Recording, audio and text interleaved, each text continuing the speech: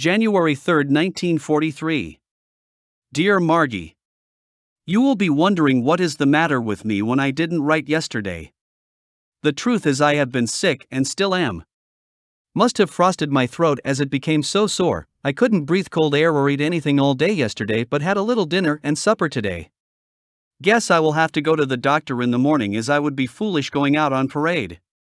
It makes me mad as I was hoping to get in some skiing today as well as do a little washing. It's been pretty cold all week, but turning milder tonight.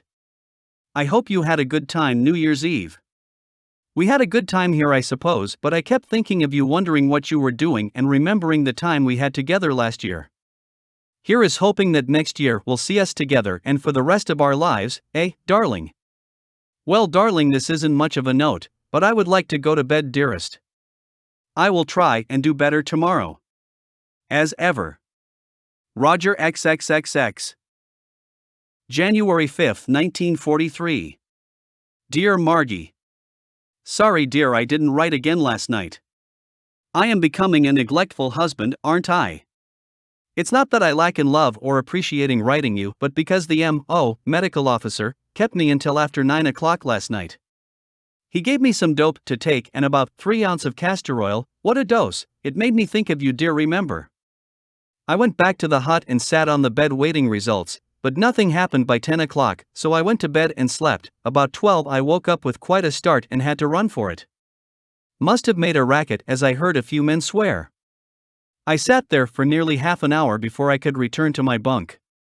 However, I feel better today and went on parade. It was all lecture, so didn't mind. The throat is still a little sore and have some cough left, so we'll keep doctoring until it's gone. Glad you enjoyed the New Year's, dear. I saw in the paper where you had played at the Y, it mentioned it in the Star. As I said before, the boys got a little high New Year's Eve and darn near wrecked the place. But it was fun. Haven't had any mail from home since I returned, but one should come tomorrow. I did receive another letter forwarded to me from that writing school I mentioned, and will bring it to you in case you are interested. By the way, darling, I expect my furlough about the 22nd to the 25th, but this is not authentic. I won't know for another week at least. Another thing, darling, I only get cheap fare to my wife and must pay soldier's fare to any other place I wish to go. So, we had better not count on too much rail expenses, had we? I should have about $40 by the time I land in the city. Well, sweetheart, guess this is all for the present. We'll write tomorrow for sure. All my love, darling. As ever. Roger XXX. January 6, 1943. Dear Margie. Well, darling, my pen was left in Haileybury. It wouldn't be me if I didn't forget something. The darn thing is pretty dry and feels strange to me. Before I felt strange without it. That must have been a real storm you had the other day. Did you enjoy the skiing? I wish I had been with you. See, I haven't been out yet, but have hopes for this Saturday and Sunday. I have a busy night tonight, have some handkerchiefs, socks and towels soaking. Notes to catch up on, haircut and get ready for a muster parade tomorrow morning. By the way, darling, I was talking to Winkoff, the artist lad I told you of. He said he will make me a painting about 10 inches by 12 inches for $8. He used to get from $15 to $20 in civilian life. They are winter scenes from around here. Fairly well done and very bright looking. I think you will like one. What do you say? It will be a few weeks before I can get it, as he is being sent to Ottawa for a few days to supervise some art show for the army. But we'll start one when he gets back. I may have it to bring down at furlough time. Good old furlough, come quickly.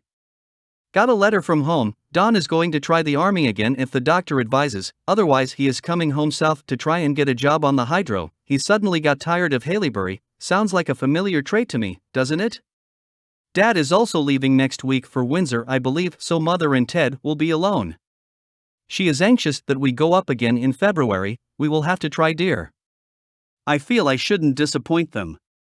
What do you say? These last couple of days have been certainly ideal winter weather, clear sunshine days and not too cold, just the kind of days I hope we have in February. Gosh, won't we have fun for 14 whole days and nights? We must make it a second honeymoon, although that is a silly thing to say, as that's what our whole life will be.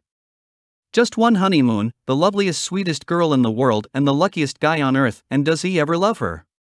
Well, darling, must get to my washing and polishing, so we'll have to close for the present. So, until tomorrow, darling. All my love to the sweetest girl in the world. As ever, the lucky guy. Roger XXXX.